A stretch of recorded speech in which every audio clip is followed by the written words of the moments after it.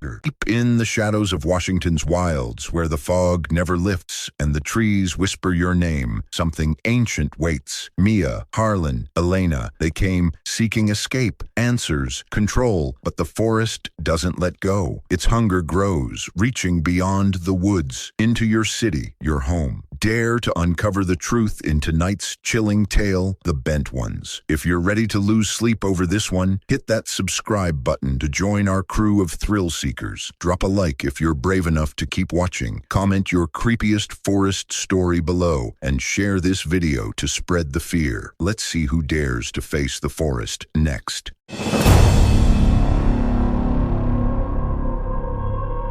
The fog clung to the Olympic Peninsula like a shroud, swallowing the coastal town of Forks whole. Mia, a Seattle transplant, drove her beat-up Chevy along the 101, the radio spitting static. She'd come to escape. City noise, ex-boyfriend drama, her own restless thoughts. The cabin she'd rented promised solitude, tucked deep in the Hoh rainforest. No Wi-Fi, no neighbors, just her and the trees. The GPS died an hour out. Her phone screen blinked no service as the road narrowed, moss-draped cedars closing in. Dusk bled into night and the fog thickened, her headlights carving weak tunnels through the mist. She spotted the cabin's dirt turnoff, barely a path, and parked. The air smelled of damp earth and something sharp like rust. Inside, the cabin was cold, its wood walls stained dark. A single bulb flickered above a sagging couch. Mia lit a fire, the crackle her only company. She tried to read, but the silence outside felt wrong, heavy, like it was listening. Then came the scratching, faint at first, like branches on the roof. She ignored it, blaming the wind, but it grew louder, rhythmic, clawing at the walls. She grabbed the fire poker, heart thudding. The scratches stopped. Silence again, thicker now. She peered through the window, seeing nothing but fog and the black shapes of trees. Then, a thud. Something heavy hit the porch. She froze, gripping the poker as the door rattled. A slow, deliberate knock. "Who's there?" Her voice cracked. No answer. Just another knock. Harder this time. She backed away, eyes locked on the door. The knob turned. She hadn't locked it. Stupid. The door creaked open, revealing nothing. Just fog, curling in like smoke. She slammed it shut, bolted it, and wedged a chair under the knob. Her breath hitched as the scratching resumed. Now inside the walls, skittering like rats, but bigger, faster. The bulb flickered out. In the dark, the fire's glow cast shadows. Too many, too long. They moved when she didn't. "Mia," a voice whispered, dry as dead leaves. Her name from nowhere. She swung the poker blindly, hitting air. The whispers grew, overlapping, circling her. "Mia, stay." The air turned colder, her breath visible. Something brushed her neck, clammy, like fingers without warmth. She bolted for the door, ripping it open. The fog was a wall, impenetrable, but she ran into it, branches snagging her jacket. Her car was gone. The path was gone. Just trees, endless, their roots twisting like veins underfoot. The whispers followed, now a chorus, her name in every gust of wind. She stumbled into a clearing. In its center stood a figure, tall, too tall, its limbs bent wrong, its face a blur of shadow. It didn't move, but she felt its gaze heavy as stone. "You came to us," it rasped, voice splintering in her skull. "You belong here." Mia ran, legs burning, until the fog swallowed her screams. The forest went silent again. By morning, the cabin sat empty, her Chevy back in the driveway, keys in the ignition. The locals never mentioned her. They knew the forest kept what it wanted. Mia's boots sank into the forest floor, the moss sucking at her soles like a living thing. The fog was a blindfold, so dense she could barely see her hands outstretched. Her pulse hammered in her ears, drowning out the whispers that still lingered, threading through the trees. "Mia, stay." She clutched the fire poker, its weight her only anchor, and kept moving, though direction meant nothing here. The air was thick, oppressive, tasting of decay and something metallic like blood. She tripped over a root, sprawling into wet earth. The poker slipped from her grip, vanishing into the undergrowth. Panic clawed her chest as she scrambled to her knees, hands digging through the moss. Her fingers brushed something cold, not metal but smooth, like bone. She yanked her hand hand back, heart lurching. The fog parted just enough to reveal it. A human jawbone, half buried, its teeth stained black. Nearby, more shapes emerged. Ribs, a femur, a skull split open, all scattered like offerings. She stumbled back, breath hitching. The whispers returned, sharper now. Not just her name, but fragments of voices, pleas, screams, cut off mid-breath. The fog pulsed as if breathing with her. She ran again, branches tearing at her skin, her jacket shredded. The clearing was gone, the figure too, but she felt it watching, its presence stitched into the air. A light flickered ahead, a faint yellow glow. Hope surged, reckless. She pushed toward it, ignoring the thorns slicing her palms. The glow grew, revealing not a house or a road, but a lantern, hanging from a gnarled tree. Its flame danced without wind, casting shadows that writhed like figures in pain. Beneath it, a circle of stones, each carved with symbols she couldn't read but felt wrong, like they burned her eyes to look at. She stopped, instincts screaming to turn back, but there was no back, only fog and trees and that thing's voice in her head. "You can't leave," it hissed, closer now, as if speaking from inside her skull. Her legs trembled, but she couldn't move. The lantern's light flared, and in its glow she saw them. Shapes in the fog, not one but dozens. Tall, bent, faceless, their limbs too long, their movements jerky like puppets on frayed strings. They circled the stones, silent but for the crunch of their steps. Mia's knees